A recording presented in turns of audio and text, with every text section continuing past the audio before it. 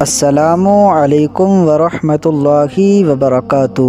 پیارے دوستو، آج ہم بات کریں گے قرآن مجید کی بہت ہی بابرکت صورت یعنی سورہ محمد کے بارے میں کہ اس کے پڑھنے کے کیا کیا فائدے ہیں۔ آپ لوگ خود اندازہ لگائیے کہ جس صورت کا نام پیارے آقا صلی اللہ تعالی علیہ وسلم کے نام پاک سے منسوب ہو تو وہ صورت کتنی بابرکت ہوگی، کتنی فضیلت والی ہوگی۔ ویسے تو قرآن مجید کی ہر آیت، ہر صورت، ہر لفظ بابرکت ہے۔ قرآن مجید پڑھنے کی برکت سے اللہ پاک انسان کو بے شمار پریشانیوں سے محفوظ فرما دیتا ہے۔ قرآن مقدسہ پڑھنے کی برکت سے انسان کے کاروبار میں برکتیں ہونے لگتی ہیں۔ دوستو، سورہ محمد ایسی بابرکت صورت ہے کہ اگر کوئی شخص اسے روزانہ پڑھنے کی عادت بنا لیتا ہے تو اللہ رب العزت اس بابرکت صورت کی برکت سے اس کی تمام دلی جائز دعاؤں کو قبول فرماتا ہے۔ دوستو، اگر آپ کسی ایسی مشکل میں گھر جائیں جس سے بچنے کا کوئی حل نظر نہیں آتا ہو تو ایسی صورت میں آپ کو چاہیے کہ روزانہ سورہ محمد کو پڑھ لیا کریں۔ اگر پڑھنا نہیں آتا ہے تو برکتاً سن لیا کریں۔ انشاءاللہ عز و جل اس بابرکت صورت کے پڑھنے اور سننے کی برکت سے اللہ پاک آپ کی تمام پریشانیوں کو دور فرما دے گا۔ آئیے دوستو، قرآن مجید کی اسی بابرکت صورت کو سن لیتے ہیں۔ بسم اللہ الرحمن الرحیم۔ الذین کفروا وصدوا عن سبیل اللہ اضل اعمالهم والذین آمنوا وعملوا الصالحات وآمنوا بما نزل على محمد وهو الحق من ربهم كفر عنهم سيئاتهم وأصلح بالهم ذلك بأن الذين كفروا اتبعوا الباطل وأن الذين آمنوا اتبعوا الحق من ربهم كذلك يضرب الله للناس أمثالهم فإذا لقيتم الذين كفروا فضرب الرقاب حتى إذا أثخنتموهم فشدوا الوثاق فإما منا بعد وإما فداء حتى تضع الحرب أوزارها ذلك ولو يشاء الله لانتصر منهم ولكن ليبلو بعضكم ببعض والذين قتلوا في سبيل الله فلن يضل أعمالهم سيهديهم ويصلح بالهم ويدخلهم الجنة عرفها لهم يا أيها الذين آمنوا إن تنصروا الله ينصركم ويثبت أقدامكم والذين كفروا فتعسا لهم وأضل أعمالهم ذلك بأنهم كرهوا ما أنزل الله فأحبط أعمالهم أفلم يسيروا في الأرض فينظروا كيف كان عاقبة الذين من قبلهم دمر الله عليهم وللكافرين أمثالها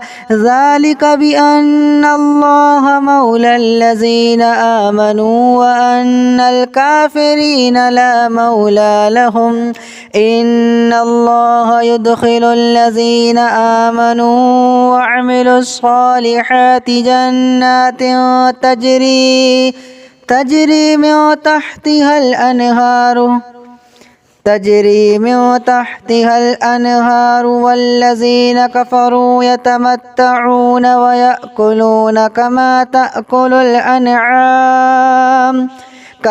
تأكل الأنعام والنار مثبى لهم وكأي من قرية هي أشد قوة من قريتك التي أخرجتك أهلكناهم فلا ناصر لهم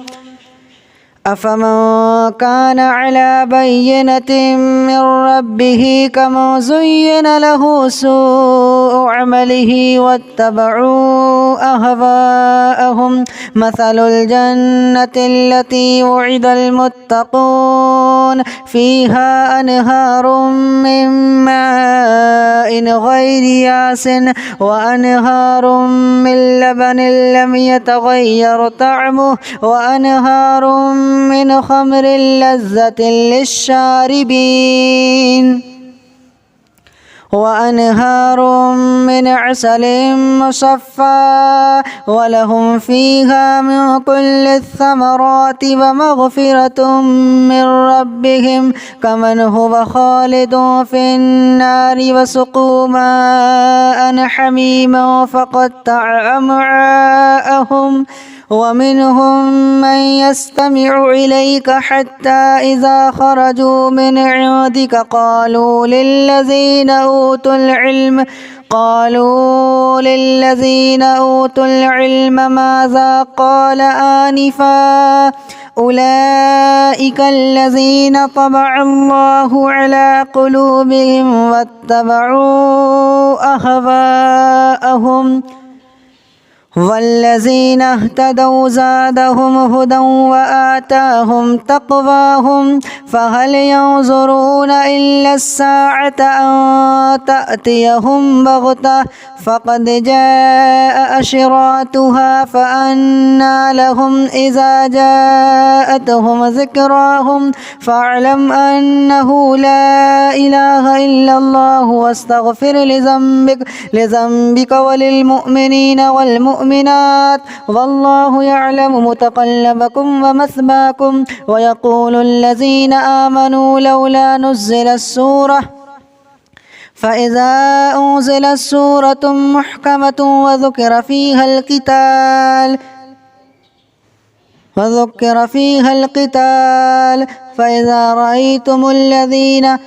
فإذا رأيتم الذين آمنوا وذكر فيه فاعلم أنه لا إله إلا الله واستغفر لذنبك وللمؤمنين والمؤمنات والله يعلم متقلبكم ومثواكم ويقول الذين آمنوا لولا نزلت سورة فإذا أنزلت سورة محكمة وذكر فيها القتال رأيت الذين في قلوبهم مرض ينظرون إليك نظر المغشي عليه من الموت فأولى لهم طاعة وقول معروف فإذا عزم الأمر فلو صدقوا الله لكان خيرا لهم فهل عسيتم إن توليتم أن تفسدوا في الأرض وتقطعوا أرحامكم أولئك الذين لعنهم الله فأصمهم وأعمى أبصارهم أفلا يتدبرون القرآن أم على قلوب أقفالها إن الذين ارتدوا على أدبارهم من بعد ما تبين لهم الهدى الشيطان سول لهم وأملى لهم ذلك بأنهم قالوا للذين كرهوا ما نزل الله سنطيعكم في بعض الأمر والله يعلم إسرارهم فكيف إذا توفتهم الملائكة يضربون وجوههم وأدبارهم ذلك بأنهم اتبعوا ما أسخط الله وكرهوا رضوانه فأحبط أعمالهم أم حسب الذين في قلوبهم مرض أن لن يخرج الله أضغانهم ولو نشاء لأريناكهم فلعرفتهم بسيماهم ولتعرفنهم في لحن القول والله يعلم أعمالكم ولنبلونكم حتى نعلم المجاهدين منكم والصابرين ونبلو أخباركم إن الذين كفروا وصدوا عن سبيل الله وشاقوا الرسول وشاقوا الرسول من بعد ما تبين لهم الهدى لن يضروا الله شيئا وسيحبط أعمالهم. يا أيها الذين آمنوا أطيعوا الله وأطيعوا الرسول ولا تبطلوا أعمالكم. إن الذين كفروا وصدوا عن سبيل الله ثم ماتوا وهم كفار فلن يغفر الله لهم. فلا تهنوا وتدعوا إلى السلم وأنتم الأعلون والله معكم ولن يترككم أعمالكم. إنما الحياة الدنيا لعب ولهو وإن تؤمنوا وتتقوا يؤتكم أجوركم ولا يسألكم أموالكم. إن يسألكموها فيحفكم تبخلوا ويخرج أضغانكم. ها أنتم هؤلاء تدعون لتنفقوا في سبيل الله فمنكم من يبخل ومن يبخل فإنما يبخل عن نفسه والله الغني وأنتم الفقراء وإن تتولوا يستبدل قوما غيركم ثم لا يكونوا أمثالكم. بسم الله الرحمن الرحيم. الذين كفروا وصدوا عن سبيل الله أضل أعمالهم. والذين آمنوا وعملوا الصالحات وآمنوا بما نزل على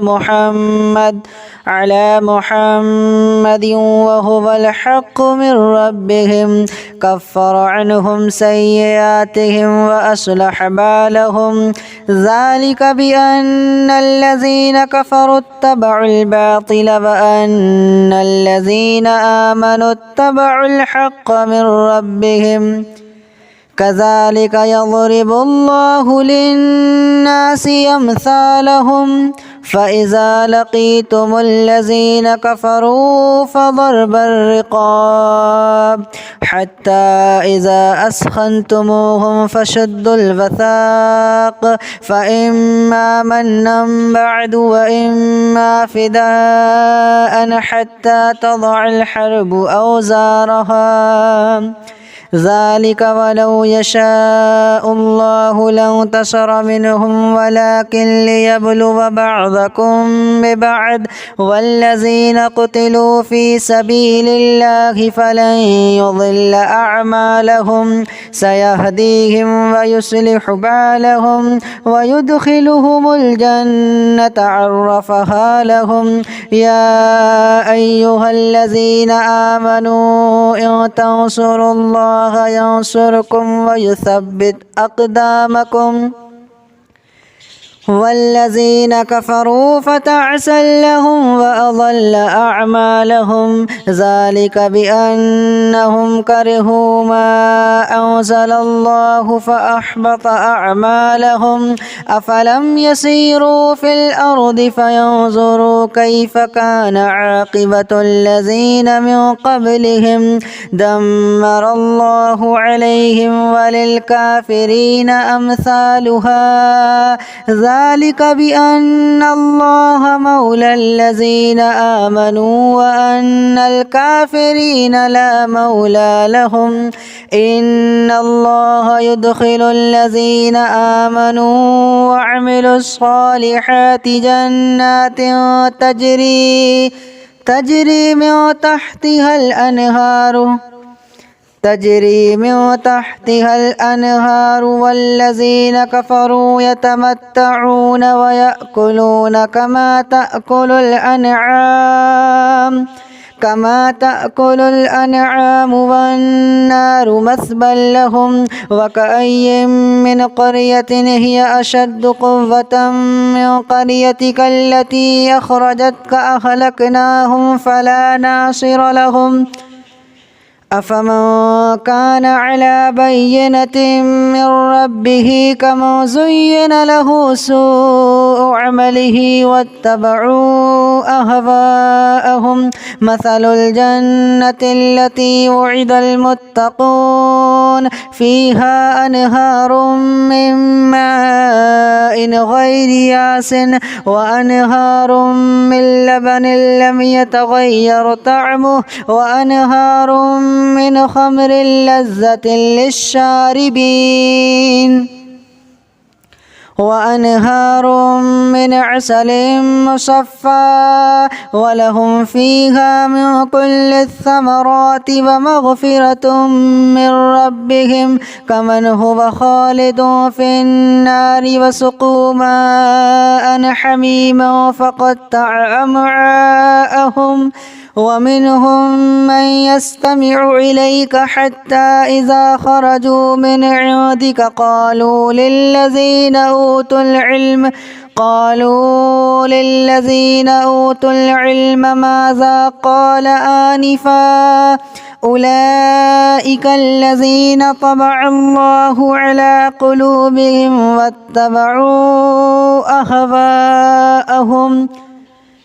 والذين اهتدوا زادهم هدى وآتاهم تقواهم فهل ينظرون إلا الساعة أن تأتيهم بغتة فقد جاء أشراطها فأنى لهم إذا جاءتهم ذكراهم فاعلم أنه لا إله إلا الله واستغفر لذنبك وللمؤمنين والمؤمنات والله يعلم متقلبكم ومثواكم ويقول الذين آمنوا لولا نزلت سورة فإذا أنزلت سورة محكمة وذكر فيها القتال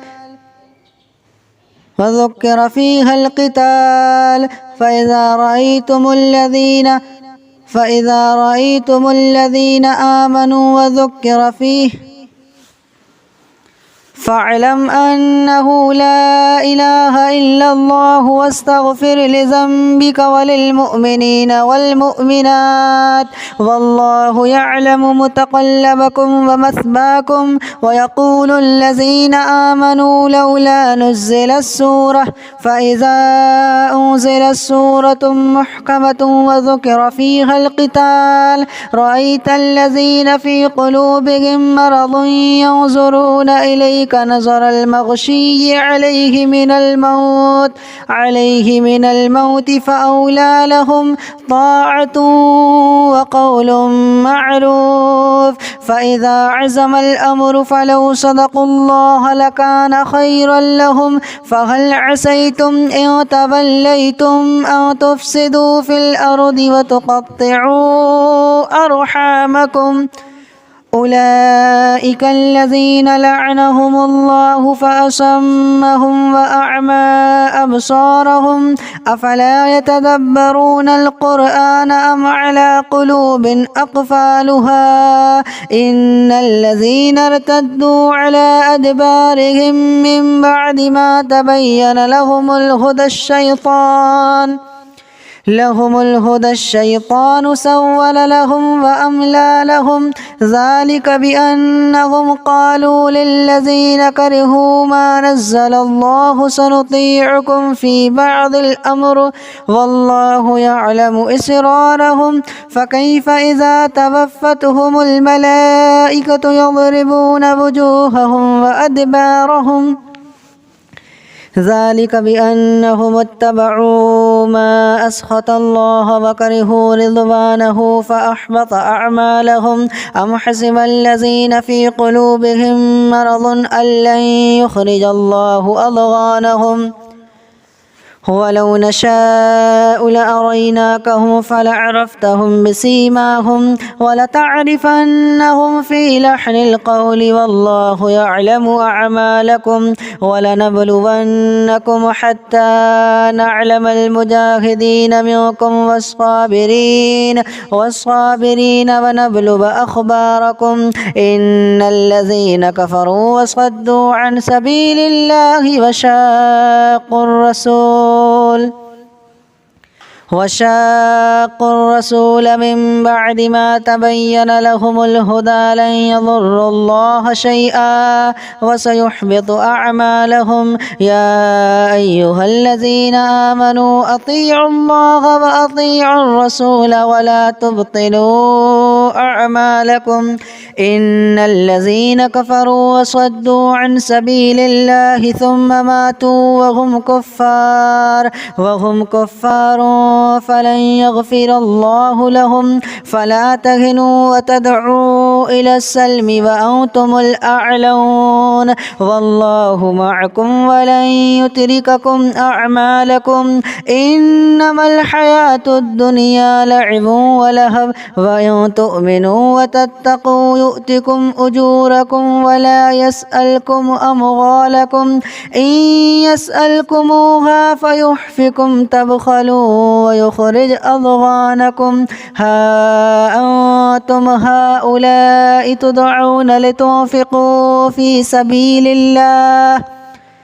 فمنكم من يبخل ومن يبخل فإنما يبخل عن نفسه والله الغني وأنتم الفقراء وإن تتولوا يستبدل قوما غيركم ثم لا يكونوا أمثالكم.